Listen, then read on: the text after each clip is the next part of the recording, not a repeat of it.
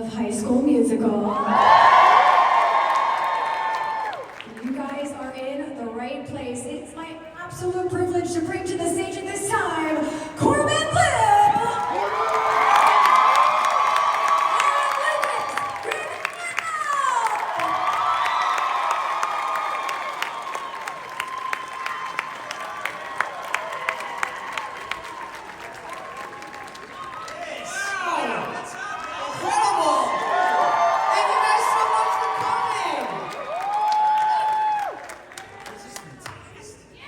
Years later, man. Did you believe it? It's crazy. 20 since we shot it. Yeah, 20 since we shot it in 2005. Yeah. 20 years. Wow, that's nuts. Great to see you. That 20 years ago, let me tell you some stories about high school music. I love that now you guys go around, get to be reunited, do these conventions. What's your favorite thing about getting to see each other at the cons? Well, I mean, we actually are friends in real life. This is not just for the conventions. I mean, we are pretty good actors, but no, we do actually. No, this is my brother. I mean, everybody that had worked together on those projects, because it was such an incredible whirlwind of an adventure, it formed very strong bonds between all of us. But we actually like hang out often. So this has just been really cool to be able to travel around together and to do these conventions, but also get to meet all of the incredible fans that, again, 20 years later,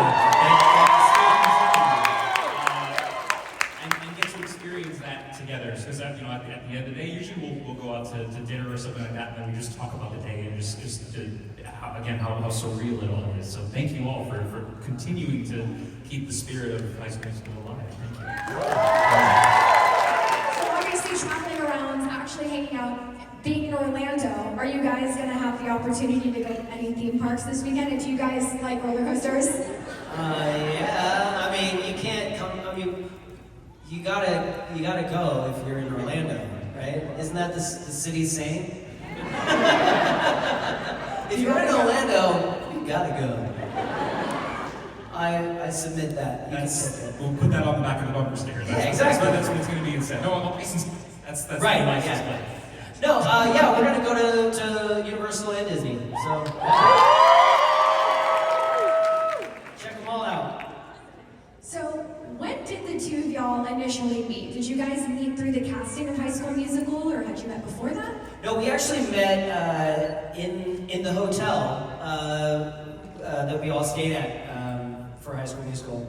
It was after, because you were like one of the last ones to get cast, right? Yes. So the main six. I had met, the only cast member that I had met was Monique, because we actually did our read through. We did a reading together. We had a chemistry read, and then I met. And Ashley. I did. So Ashley also grew up in New Jersey, and I grew up in New York, and we both were Ford models. And it wasn't until we had already been working on High School Musical for a while that Ashley's mother came up with like the old modeling book and went, "I just found this picture of the two of you when you were kids." And I'm like, what? And it is. It's like an old Ford modeling book. We're probably both like 6 years old, something like that. But outside of that, yeah, we ended up meeting at the Little America in Salt Lake City, Utah. Yeah, I remember we like turned a corner because we were going out to dinner or something, and you guys were coming in. I think just like even from the airport or something. It was like, oh, hey. Oh, you? Yeah. Okay, yes. We're going to be working together. Yes. So you're a child. So I was, because he was one of the grown-ups on the set. Because you were in your 20s. 20. You were 20. Yeah. And I was 15. Which, you know, a 20-year-old to a 15-year-old he was like one of the older people. Like he was him and Monique, they were like the grown-ups of the group. We were mom and dad. Yeah. we're mom and grandpa. I always had some ailment, physical ailment or something, and talking in old English slang, and so everyone called me grandpa. And Lucas, when did you initially meet Ashley? I met Ashley at the callback. we had originally, had our normal audition, it was just like any other audition, except we sang. And then we had, so then we had a callback, so we went and met with the director, and that's when I came in and I auditioned for Troy, and he was like, "Oh, Lucas, you're amazing, but you are no Troy." "But you are Ryan. Can you please learn these new sides outside and come back in?" And I'm like, "Yes, sir." And then for the final callback, where they were auditioning for Troy, Gabriella, Ryan, and Sharpay, there were like 50 of us, all, auditioning for those 4 roles. It was 7 hours long. We learned dances, we grouped up in little groups, we did scenes together, and they paired us together, like Corbin was talking about with Monique. And so I was paired with Ashley, and she really pissed me off. This girl, this is why she got the job. She was so Sharpay. She literally, we did the scene, we came out, she's like, "Hey, so I really want to rehearse and go over it again." I'm like, "Well, I'm kind of good because I did my homework and I'm ready to go." And she's like, "No, please." I'm like, "Okay, cool." So we do the scene outside by ourselves, and she's like, "Okay, so when I say this line, I want you to go over here and make this face. And then at this point, I'm gonna add this line, and I want you to react to that." I'm like, "Whoa, she's giving me notes." And I walked into that final callback, and I had this, I'm like, "Bro, be professional. Just keep it all inside." And that is exactly who Ryan is. He has this thing of I have to perform. She's driving me nuts. I gotta keep it all inside and beyond. And I feel like that's why we got the job. So thank you, Ashley, for giving me notes. And follow-up question, how effective are the Sharpay and Ryan warm-ups, would you say? I use them prior to doing a run constantly. Oh yeah.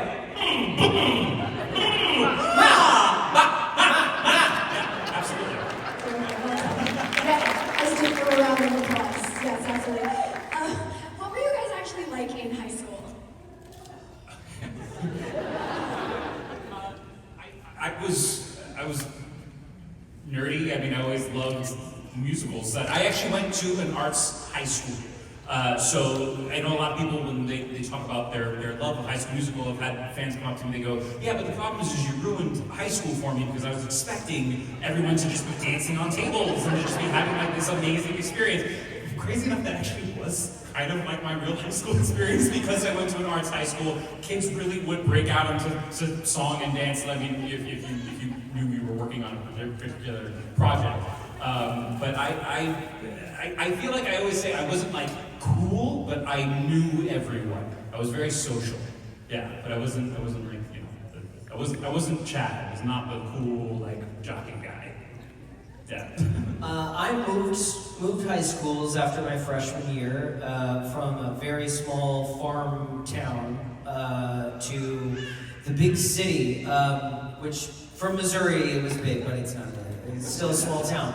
But so I was the new kid at school, and was really into choir and theater, and also very weird. But I went to the high school that you see in all of those movies, where we had the best football team, and our basketball team was really good too. It was gross. And I have to say, I don't regret anything, but I definitely had a chip on my shoulder of I can't wait to get out of here and move to LA and try to, what I just I'm better than all this. And rightfully so, people didn't like me very much. So, but that's okay. I liked you, bro. Aww. And obviously, look at what's become of High School Musical. It is this beautiful global phenomenon. So what was it like actually experiencing that in real time, seeing the beautiful thing that High School Musical has become? Well, that's twofold there, because you talk about When it initially happened, I do remember it was one day to the next. That was what was wild. So I was working on another television show called Flight 29 Down. That was shot, yes, Flight 29 Down, fans. That we had shot in Hawaii.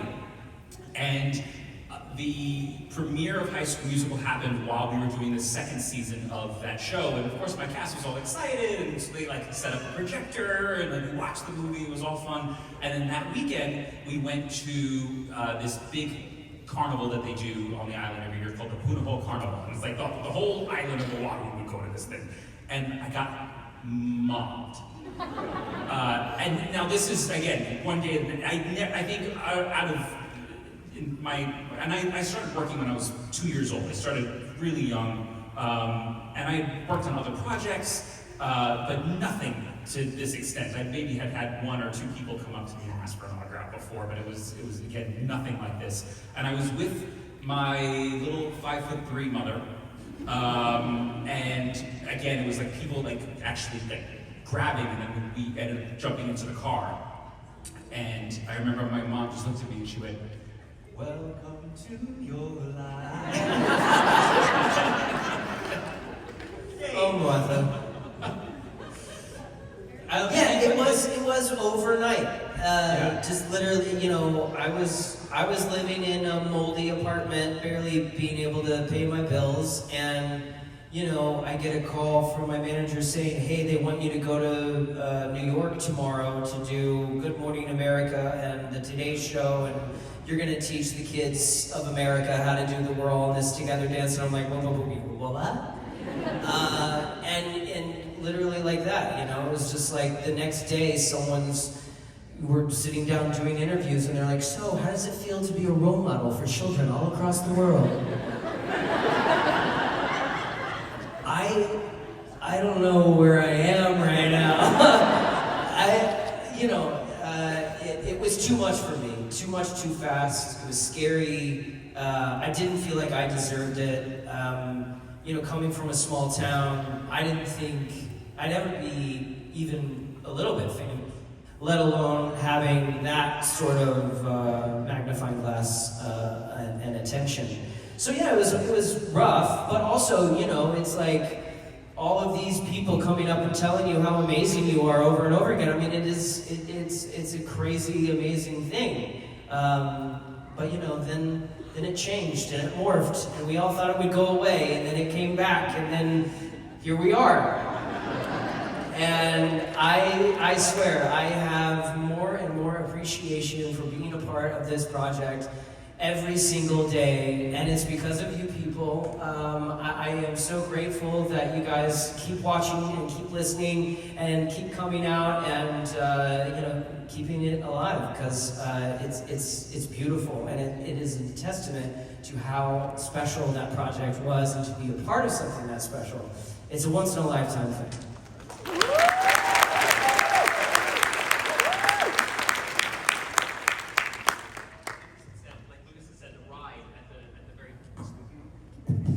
There we go.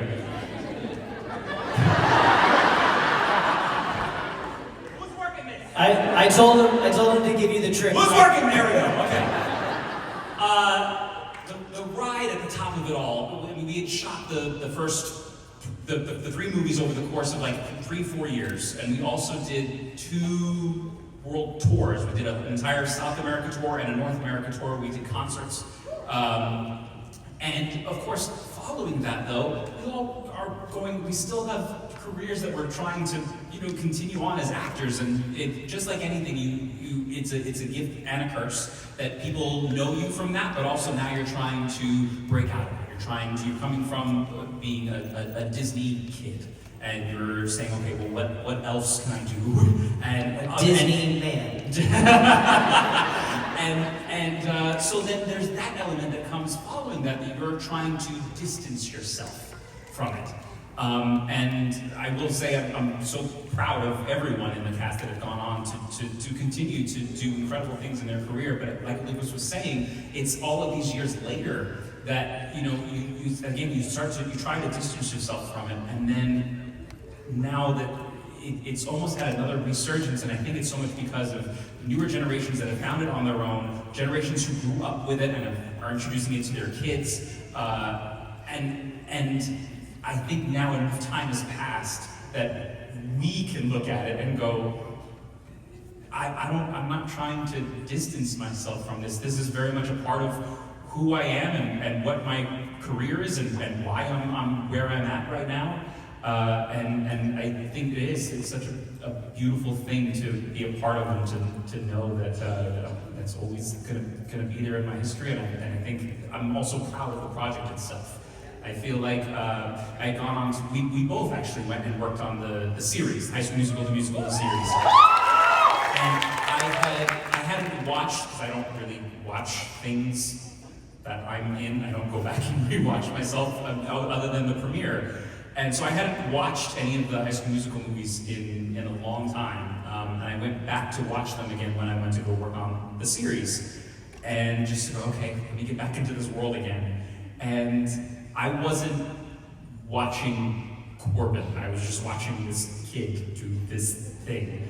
And I was able to watch it with just such an objective point of view, and I went, these are really good. Like, this is actually really cool and really well done. And I think my appreciation also of Kenny Ortega just shot up. I've always, of course, working with Kenny was such an honor. And working with a man who it was a major driving force between so many things that I grew up watching.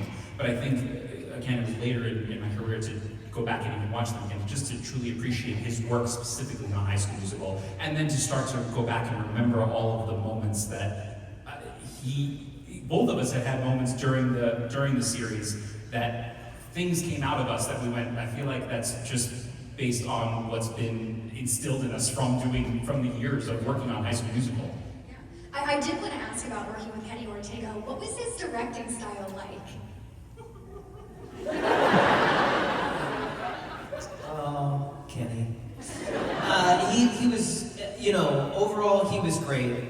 He's passionate, he cares a lot, he wants things to be perfect, but he also cares so much more about essence, soul, and love than he does about hitting the dance move right. Now, if you don't hit the dance move right, you better believe we're doing it again. But he always, my favorite thing about him and his style of working was he was, even though he's not that sporty at all, he was such like a coach. And to do a movie like this with him, it was such a great thing. He'd be like, all right, guys, this is gonna go on film. Because back in those days, we shot movies on film, which costs a lot more money. And it was a way bigger deal, because now you can just we'll just digital as many times as you want, as many takes. But he's like, this is going to be on film forever. This take right now. All of you will never have this experience ever again, but it will be caught on camera, on film, burned into the celluloid. And we need to reach inside our souls and dig out the love and the spirit of High School Musical and send it through the lens of the camera to all the children all over the world. Are you with me? Are we all in this together? And we're like, yeah, well done. He was like, don't worry about you know the choreography. We've been working on this for weeks. You know that it's inside of you. Now is the time to pull out the spirit and the love and the connection that you have with one another. He was always about, I don't care if you mess up or you think something's wrong or whatever, you do not stop until I say cut. And I won't say cut most of the time, right after the last line of the scene or the last note of the song. He would always let the camera roll a little bit longer to catch those extra magical moments, and there's so many of those that are in the film, because when you catch that little moment of two people connecting, that's that magic that connects with the audience, and that's his genius. Those incredible, passionate speeches that were a constant in the Kenny world, you coming from just the first movie, you learned that you wanted to pay attention to everything he was saying, not only because, yes, he's delivering these incredible speeches and the information that you're getting is extremely important, but Kenny also moves around a lot when he's giving these speeches. God forbid he trips on you while delivering one of these speeches, and that incredible moment that he was on that train, you just interrupted that moment. That's a no-no. It was like seeing like the stare of death from your mother. Yeah. Like that was. Dad's mad! So the moment that happens, you know everything that this man is saying. I'm going to pay attention to what he's saying and where he's standing. And with that, I mean, I feel like he always had your complete undivided attention. Oh, and now, I mean, when I'm on other sets and I've, when there's a camera that it moves without someone knowing it, or someone comes by and I do like a little spin move to get out of someone's way, someone's like, what? Oh, it's ingrained. It's Kenny training. No one will ever run into me ever again. All right, so before we get to some pre-submitted fan questions, I do have a side quest. Corbin, I wanted to know what it was like recently being on Broadway in Little Shop of Horrors. And also being opposite of the iconic Jinx Monsoon. I loved it so much that I did go back again. So my initial run was with Constance Wu as Audrey, and I was done. I had 2 months away, and they ended up calling me back and they said, we would love it if you would come back to play Seymour again. I just finished the run. It's a lot, it takes a lot out of you, and they said, it's gonna be with Jinx Monsoon, and I was like, yes, absolutely, please. I've been a fan of hers for a very long time. My very first time watching Drag Race was actually her season, and I called it out from the beginning. I was like, she needs to win, she's so good. So I've been a fan for a very long time, and we're now friends. She is just an incredible human being and an incredible performer. Showed up day one, choices, knew exactly what she wanted to do, and brought something so different to the role, just so intelligently. Because I had finished doing the run, so this is, I've worked on Broadway multiple times, and you get into a flow, you get into a muscle memory, and this was my first time though working on a show and then having to come back with a completely different cast, because I had a new Audrey, a new Audrey 2, a new Mushnik, a new dentist. It was basically an entirely new cast when I came back, and all of that muscle memory that you build doing 8 shows a week, month after month, it's all gone because you're going, I can't rely on any of this anymore. This is a completely different show that I'm coming into. So it was just a great experience and learning tool as an actor to just go, okay, now just let's go back to basics here. Just stop and listen, and let's just find what this moment is. Because when you go back into the show, it's not like you're going to have all of the rehearsal that you usually got to have, because they go, oh, you know the show, so they're not going to pay you to come in and have weeks of rehearsal. You're going to come back in for 1 week and get a little review, and then you're on. So you're learning the show with this new cast in front of an audience. And those first few performances, it is a little touch and go, because you're trying to rely on muscle memory that's just you can't rely on anymore. The beauty of live theater, though, the beauty right? of live theater. It is my absolute favorite medium. We've both been theater kids since the beginning. We shared that we both did Footloose, and we both played Ren in high school. Yes. But to this day, it's my absolute favorite medium, and it's just such an incredible experience to be in a room with that energy, and to know that moment in time cannot exist ever again. Unlike film, where we're going, this moment, it's forever, no one else is everybody's gonna watch this. It's a completely different thing. It's a fleeting moment, and everyone that was in that room, that's the only time that they get to have that experience. Even though you're doing 8 shows a week, every performance is different, things go wrong, people might deliver a line completely different, and it changes the trajectory and the arc of the character, of the story, and you can't recreate that. You just need to go with the flow every single night. And there are some nights where you might have an audience member that decides that they know the music and they want to sing along to it, and they're not really supposed to in the theater, but you have all of a sudden you're hearing someone singing along lyrics, and you're going, okay, well, let's just figure out how this is going to happen tonight. So it is always very different and fun, and it keeps it interesting. It's never boring. I love it. Yeah. Thank you for sharing that. All right, so we got some questions from y'all. This first one is from Jasmine R. from Orlando, and they want to know, what was the most challenging dance number that you guys had to learn from High School Musical? For me, I think it was A Night to Remember. That was a really tough choreography. I don't know why. It's just, it was so fast. I mean, All for One was hard. What Time Is It was hard. The waltz number that we did was hard. Can I Have This Dance? What is that? Is that the tree? Is that the tree one? We're dancing around the tree? Thank you. We're not at the prom. Why didn't we go to prom? We never go to a single dance in all 3 movies.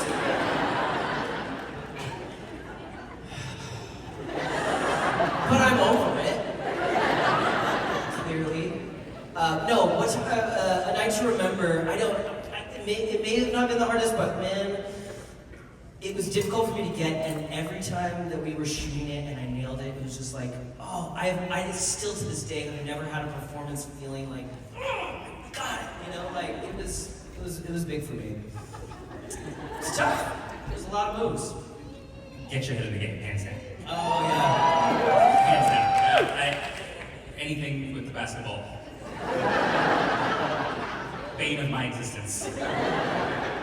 What team? That's my line! What team? Wildcats, get your head in the game! Ooh, that was really good! We got a regular chat in the house. Alright, now you got it going. Alright, hey. What team? What team? What team? Wildcats! Yeah, thank you. Swish. All right. So, the next question. See, it's just like live theater. You never know when a person from the audience is gonna make something happen. We're in the moment. Okay, We all shared that moment together. Yeah. Thank you. We're all in this together. All right, thank you. All right, so this is from Tyler S. from Tampa. This is for you, Lucas. They said, Ryan had some of the best outfits in the whole trilogy. And they want to know, did you get to keep anything from the wardrobe? Oh, I sure did. I have the bop to the top outfit.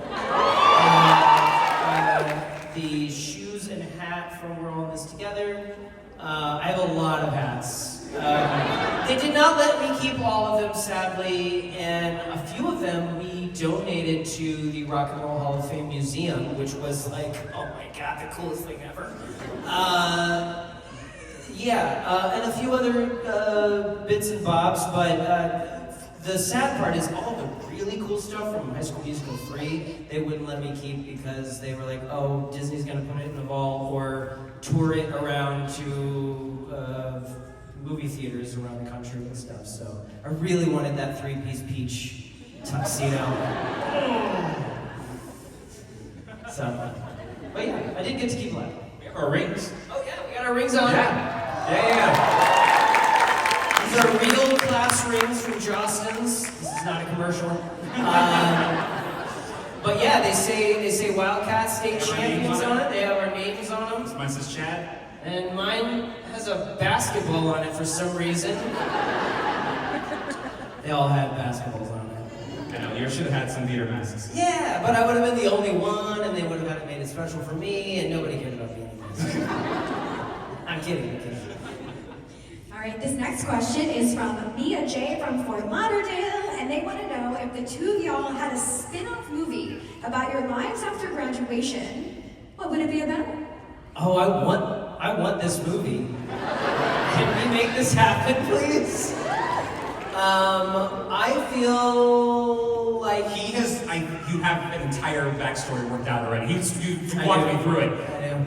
It's really good. I feel like you'd be like one of the top sportscasters. Like commentators. Yeah, commentators, because you played basketball, but after like your third season, you had a really bad knee injury. But then they like scooped you up because you're so charismatic that you call all the shots and you have your own podcast and it's bigger than Joe Rogan and all of that. And I don't know. Ryan probably tried his hand at Broadway. He's probably still singing and dancing. I don't know what. For us to come together, though, I don't know. I don't know what the linchpin is, the thing that brings us together, but I do think that Chad and Ryan would have a lot to talk about. Well, a reunion is just, that would be all of us. For it to be the two of us, some sort of, maybe Ryan throws out the first pitch as something that you're commentating because he still likes baseball, and then we get, I don't know. So there's that story, but then there's the other like secret ship story that I know. So. That's what it is. Ryan looks up Chad and is like, hey, do you ever think about it? And what if? Now remember, it's 20 years ago, so he like hits him up on Facebook. Oh yeah. Hey, is this still Chad? Can we meet IRL again? Text this number. Exactly. Yeah, that'd be fun.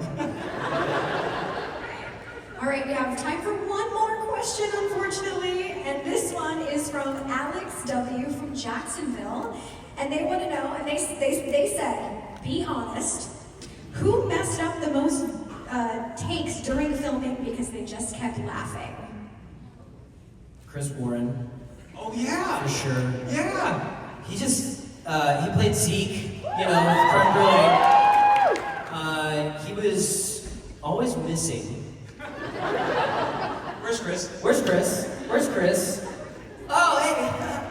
And then, yeah, it's like, bro, you got one line for the scene. We're on take 17. No, but we loved him for it.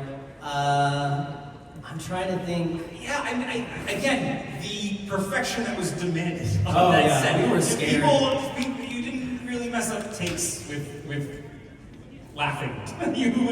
you would get the take done right, and of course we had a blast on set. But when the cameras were rolling, because it was film, I don't think that there was a lot of takes that were messed up, and we were all pretty hard on ourselves if anything was messed up, especially from a choreography. Because you have to remember, this is several years ago, and when you were making Disney Channel content at that time, you knew that the mouse was always watching. And you did not want to be the one person that wouldn't get asked back for the next sequel. So you always had your best professional pants on. So yeah, we were all, and like you said, we were all really hard on ourselves to be like, we've got to do this perfectly. Would you guys be okay if we squeezed in one more question? Okay. I like this one from Sophie L., also from Miami, and they want to know what's one behind-the-scenes moment from filming that when you think about it still makes you guys smile? Well, I kind of already talked about it, but the we're all in this together pep talk, always, it's one of the like iconic moments for me that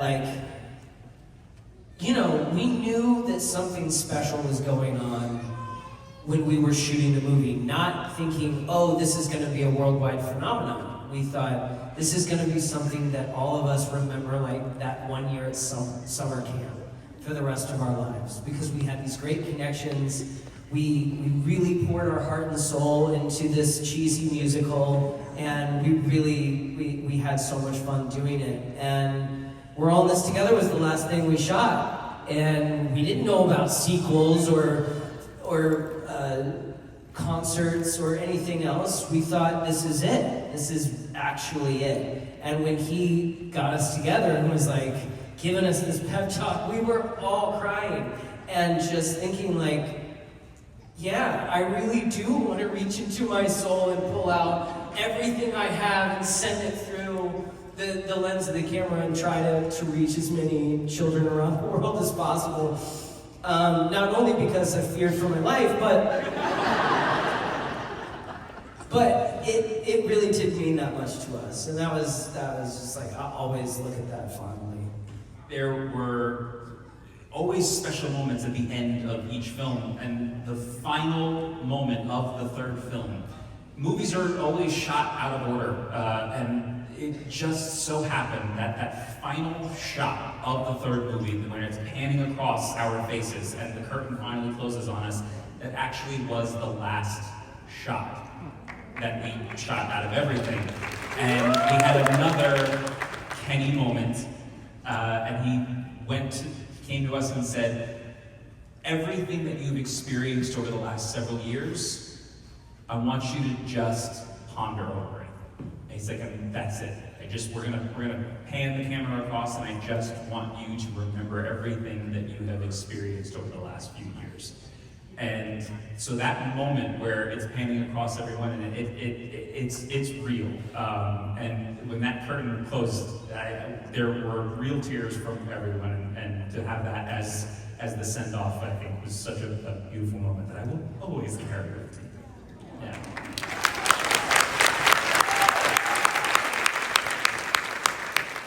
Well, thank you guys so much for spending this weekend here with us in Orlando. Before we unfortunately have to wrap the panel up, any thoughts you guys want to leave us with here this weekend? I just think y'all are awesome. Thank you so Yeah, much for being here. I told a few of you who come by the table, this is not so much a senseless plug, but I wrote a song last year. It's called You Were My Childhood. Listen to it. It's a really special song to me. I don't even feel like I wrote it. I feel like it just fell out one day. And it's because of all of these years, of all these experiences where I've gotten to meet people coming up to me saying you were my childhood, me reflecting, thinking about it. High School Musical was my childhood too, even though I was the man. It is my love letter and thank you to keeping it alive all of these years. So,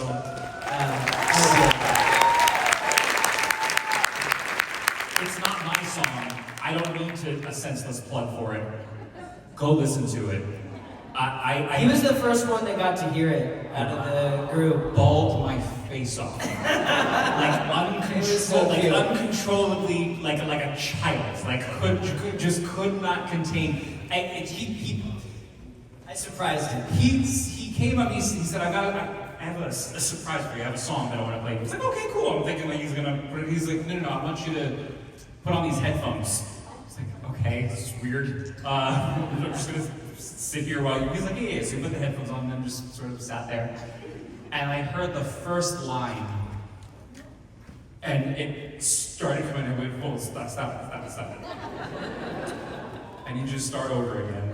And I went and I sat down, and I mean, fully uncontrollably crying, because it did capture everything that was the experience that we had over the years, and it also encapsulates everything that we always hear from everyone, and it really is such a beautiful, special song that his soul is imprinted on. So please go listen to it. Thanks, man. Thank you. Incredible. Well, thank you